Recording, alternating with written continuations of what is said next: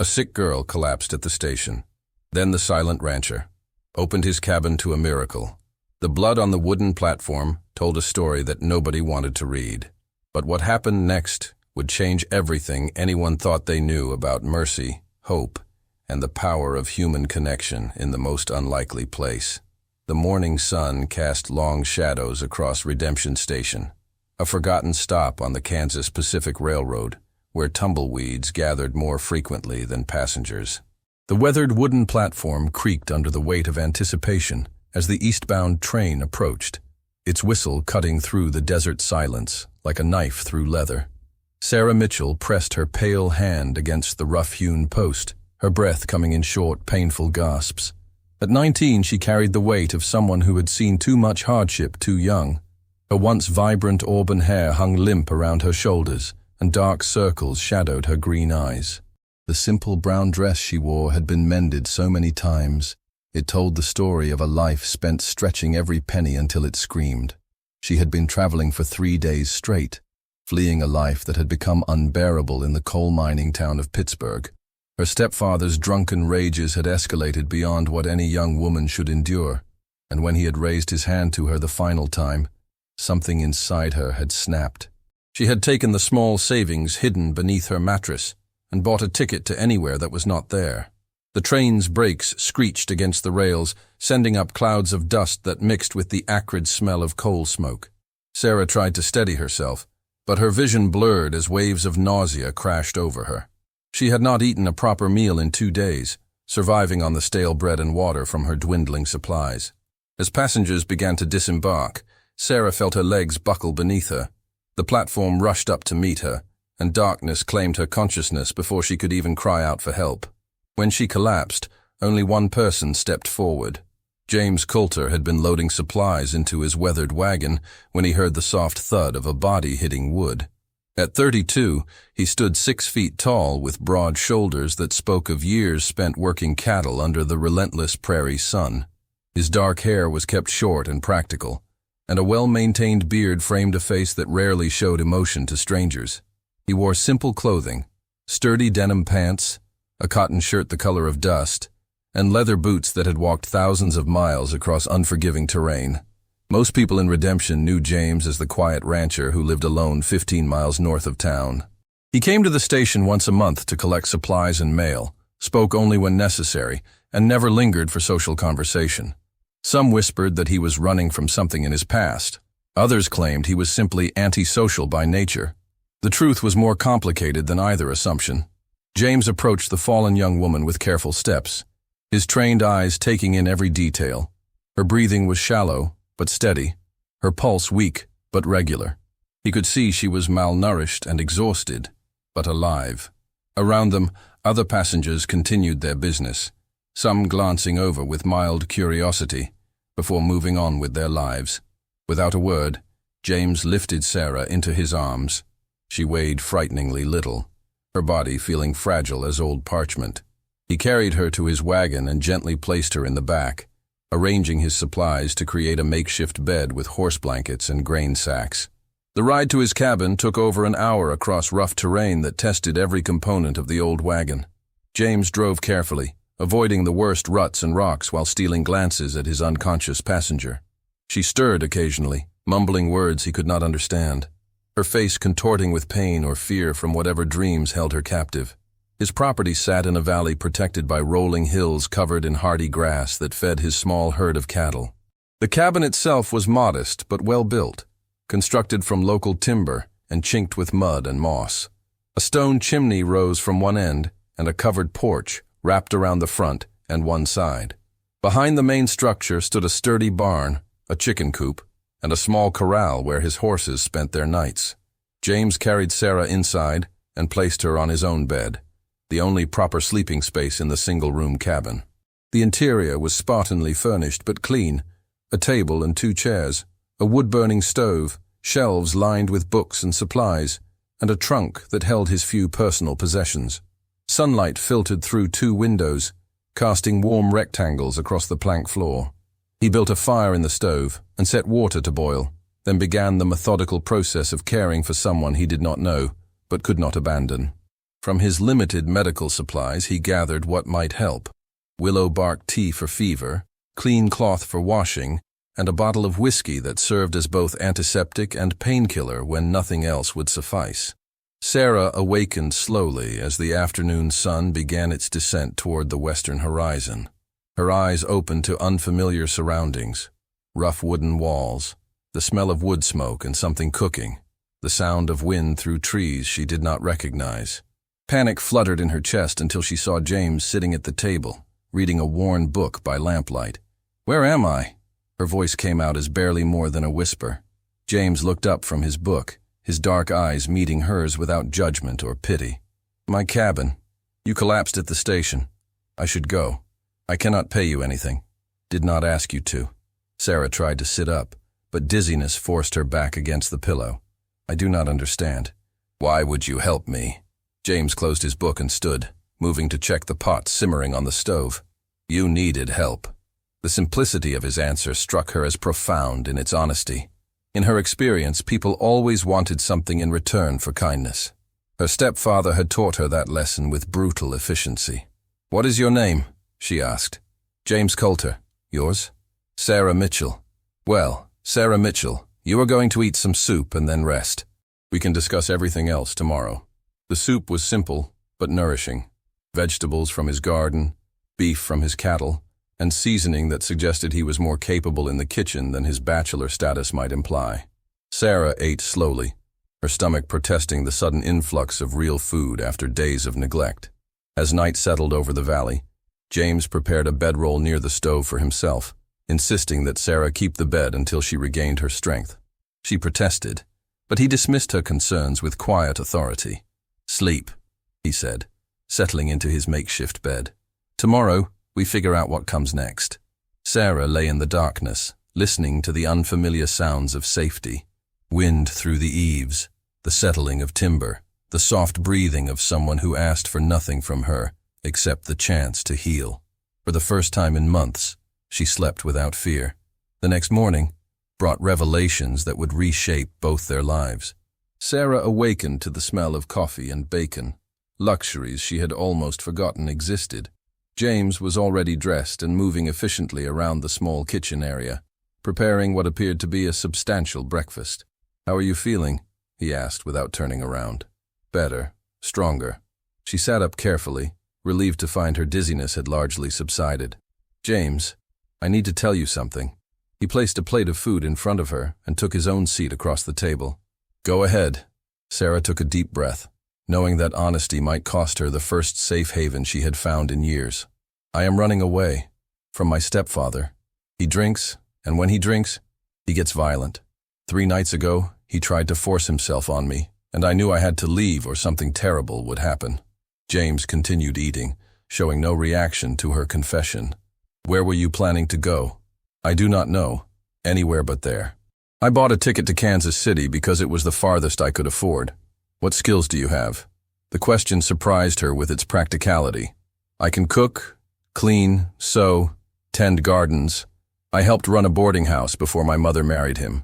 I am good with numbers and can read and write better than most." James nodded slowly. "This ranch needs help. I have been managing alone for 3 years, but there is more work than one person can handle properly. If you want to stay, you can earn your keep and build up money for whatever comes next." Sarah stared at him, searching his face for hidden motives or conditions that experience had taught her to expect. "Just like that? You do not even know me." "I know enough. You are honest about your circumstances. You have not tried to steal anything, and you are willing to work. That is more than most people can claim. What would people say about an unmarried woman living on your ranch? People will talk regardless of what we do. The question is whether you care more about their opinions or your own survival." His pragmatic approach to scandal struck her as refreshingly honest. Sarah had spent too much of her life worrying about appearances while tolerating abuse behind closed doors. "I would like to stay, at least for a while," she said, "but I insist on earning my way. I will not be charity." "Fair enough. We start tomorrow." The arrangement began simply but evolved into something neither had anticipated. Sarah threw herself into ranch work with determination born of desperation and pride. She took over the cooking and cleaning, tended a vegetable garden that had been neglected for years, mended clothing and equipment that James had been making do with in various states of disrepair. More importantly, she brought organizational skills that transformed the scattered chaos of bachelor living into efficient systems. She created schedules for feeding livestock, rotating pastures, and maintaining equipment. She negotiated better prices with suppliers in town, balanced the ranch books with precision that impressed James, and identified opportunities for increasing revenue through better breeding practices and strategic sales. James, in turn, taught her skills she had never imagined needing: how to read weather patterns, how to identify signs of illness in cattle, how to repair harness and equipment, how to handle horses and work cattle from horseback. He was a patient teacher, explaining tasks without condescension and allowing her to make mistakes without criticism. Their conversations remained practical at first, focused on immediate needs and daily tasks. But gradually, as trust built between them, they began sharing pieces of their histories. James had grown up on a ranch in Texas, the eldest son of parents who had built their spread through backbreaking work and careful management. He had enlisted in the Union Army during the war, serving as a cavalry scout in campaigns that took him across the Western Territories. When he returned home, he found his parents dead from fever and the ranch sold for debts he had not known existed. "I could have fought the sale in court," he told Sarah one evening as they sat on the porch watching sunset paint the sky in shades of gold and crimson. "But I was tired of fighting. I took what money remained and came here to start over." "Do you ever regret leaving Texas?" "No, some things are better left buried." Sarah understood the weight of that philosophy better than most. She shared her own story gradually, revealing the progression of her stepfather's behavior from verbal abuse to physical violence to the final assault that had driven her to flight. She spoke of her mother, dead 2 years from consumption, and the guilt she carried for leaving without even visiting the grave. "She would have wanted you safe," James said. "Sometimes the bravest thing you can do is walk away." Their relationship developed slowly, built on mutual respect and shared labor rather than romantic gestures or passionate declarations. They worked side by side from dawn to dusk, ate meals together, and talked by lamplight about books, ideas, and dreams for the future. Sarah discovered that James was better educated than his quiet demeanor suggested. He owned books on history, philosophy, agricultural science, and literature. He had taught himself veterinary techniques, botanical identification, and basic engineering principles. In the evenings, he would read aloud while Sarah sewed or mended, her hands busy while her mind absorbed stories and ideas that expanded her understanding of the world beyond her limited experience. The physical attraction between them grew gradually, acknowledged through stolen glances and accidental touches that lingered longer than necessary. Sarah found herself studying the way James moved through his work, the competent grace of hands that could gentle a spooked horse or repair delicate machinery with equal skill. She noticed how his rare smiles transformed his stern features, and how his eyes softened when he looked at her across the dinner table. James, meanwhile, watched Sarah bloom under the influence of regular meals, meaningful work, and freedom from fear. Her auburn hair regained its luster, her green eyes brightened with intelligence and humor, and her body filled out with healthy curves. More importantly, he witnessed the emergence of a personality that had been suppressed by years of survival: quick wit, natural leadership, and a capacity for joy that had somehow survived tremendous hardship. The crisis that brought their relationship to its turning point came in late autumn, nearly 4 months after Sarah's arrival. James had ridden out early to check on cattle in the northern pasture when his horse stepped wrong and threw him hard against a pile of rocks. He managed to remount and make it home, but by evening, it was clear that something was seriously wrong. Sarah found him collapsed in the barn, his face gray with pain and his left leg bent at an unnatural angle.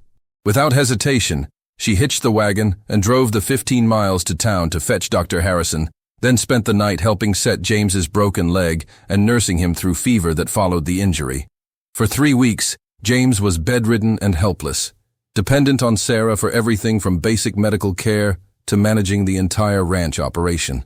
She rose before dawn to handle feeding and watering, spent midday hours caring for him, and worked past sunset to complete tasks that normally required 2 people. The physical demands were exhausting, but the emotional impact was transformative. Taking care of James awakened protective instincts Sarah had not known she possessed. She found herself studying his sleeping face, memorizing the lines around his eyes and the way his hair fell across his forehead.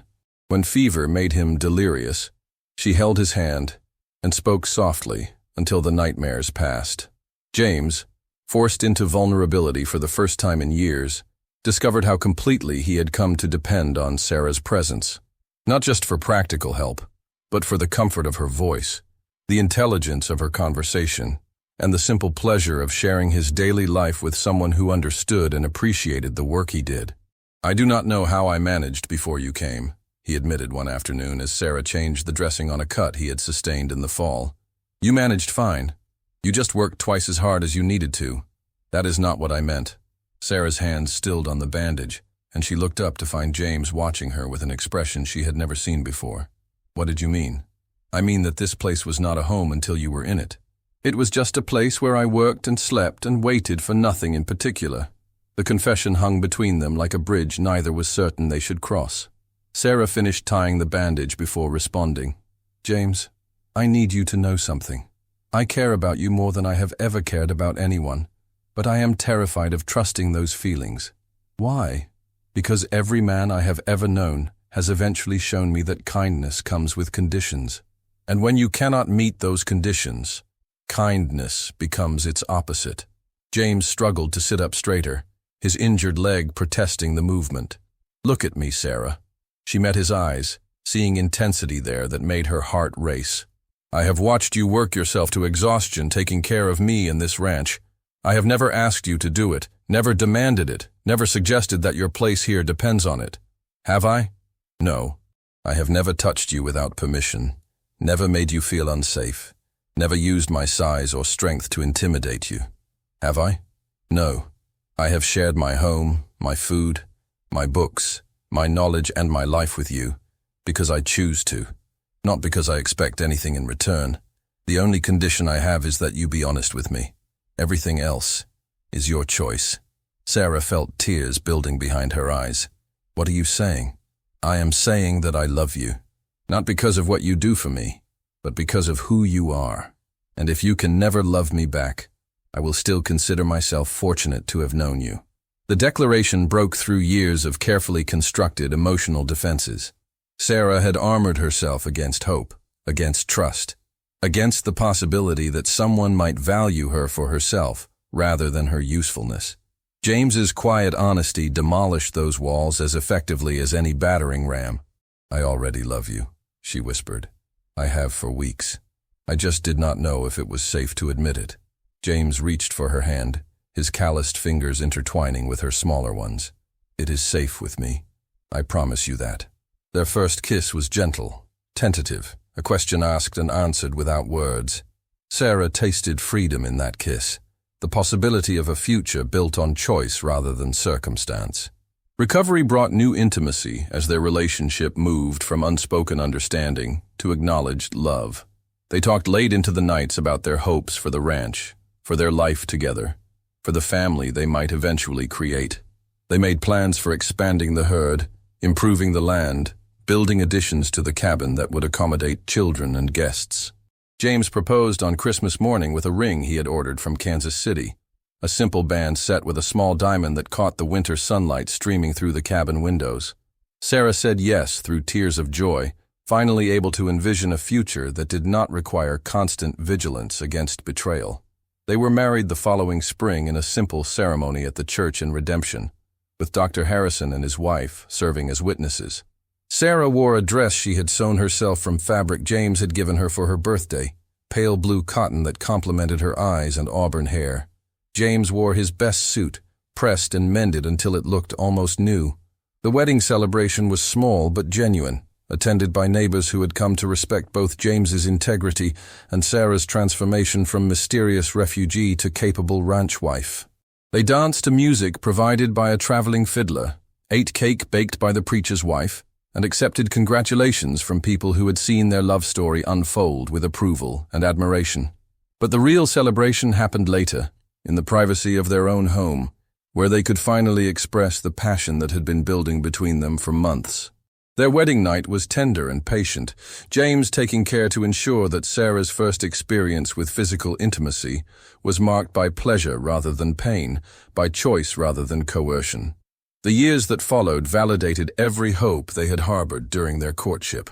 The ranch prospered under their joint management, growing from a marginal operation to one of the most successful in the territory. Sarah's business acumen combined with James's practical expertise created a partnership that was both personally fulfilling and financially rewarding. They welcomed their first child, a daughter they named Mary, 2 years after their wedding.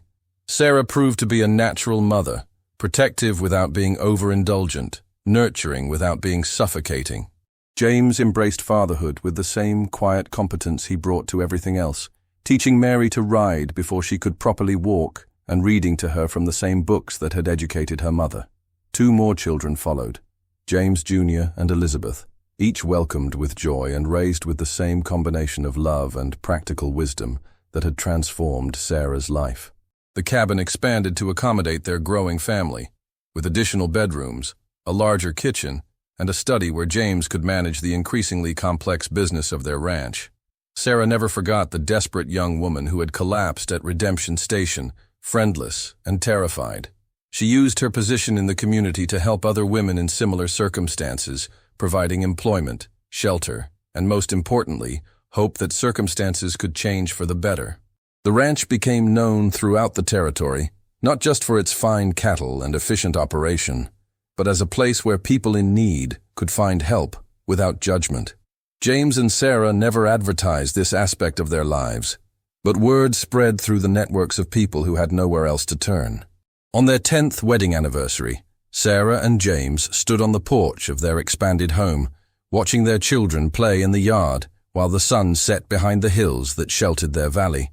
Mary, now 8, was teaching her younger siblings to braid grass into ropes, her patient instruction echoing the teaching methods she had learned from both parents. "Do you ever wonder what would have happened if you had not been at the station that day?" Sarah asked, leaning against James's shoulder. "No point in wondering about things that did not happen. But do you?" James considered the question seriously, as he considered most things. "I think we would have found each other eventually. Maybe not that day, maybe not in that way, but somehow." "What makes you so certain?" "Because some connections are too strong to be accidental." "We were meant to build this life together." Sarah smiled, thinking about the young woman who had fled her stepfather's house with nothing but desperation and a train ticket to nowhere. That girl could never have imagined the peace and purpose she had found in this valley, with this man, among these children who bore their faces and carried their values forward into an uncertain future. The story that had begun with collapse and desperation had become something beautiful, a testament to the transformative power of genuine love, mutual respect, and the simple human choice to extend kindness to a stranger in need. James had saved Sarah's life that day at the station, but in doing so, he had also saved his own, creating a partnership that enriched both their lives beyond anything either had imagined possible. As darkness settled over their valley, James and Sarah went inside to help their children prepare for bed, secure in the knowledge that they had built something lasting from the most fragile of beginnings. The ranch would continue, their children would grow and create their own stories, and the legacy of compassion that had brought them together would ripple outward through generations yet to come. The influence of their story extended far beyond the borders of their ranch. Sarah established a network of safe houses throughout the territory, working with other ranch wives and townspeople to create a systematic approach to helping women escape dangerous situations. She corresponded regularly with organizations in larger cities, sharing strategies and resources that multiplied their impact across the frontier. James became known as a fair employer who paid decent wages and treated workers with respect, attracting the most skilled ranch hands in the region. His reputation for honesty in business dealings made their ranch a preferred supplier for military contracts and cattle buyers from back east, further increasing their prosperity and influence. Their children grew up understanding that privilege came with responsibility. Mary became a teacher, carrying her parents' commitment to education and empowerment to a new generation. James Jr. took over ranch operations while maintaining the family tradition of helping those in need. Elizabeth became one of the first female doctors in the territory, specializing in care for women and children who had nowhere else to turn. The community that grew around their ranch became a model for frontier settlements throughout the West. Redemption evolved from a forgotten train stop into a thriving town known for its schools, churches, and progressive attitudes toward helping those who arrived with nothing but hope and determination. Sarah often returned to the train station, now expanded and modernized, to meet incoming passengers who might need assistance. She could spot them easily, the hollow eyes, the careful way they carried themselves, the mixture of desperation and fragile hope that she remembered so well from her own arrival years earlier. To each person she helped, Sarah told the same truth that James had shown her, that circumstances could change, that kindness existed without conditions, and that the courage to accept help was often the first step toward building a better life. The wooden platform where she had once collapsed was eventually replaced with brick and mortar, but Sarah made sure a small plaque was installed commemorating the day that changed everything. It read simply, "Hope begins where despair ends, and love grows where kindness is planted."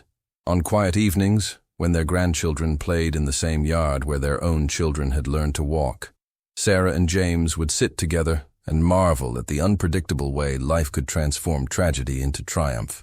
The scared, sick girl who had fallen unconscious at a forgotten train station had become a pillar of her community, a loving wife and mother, and a beacon of hope for others who found themselves at the end of their strength.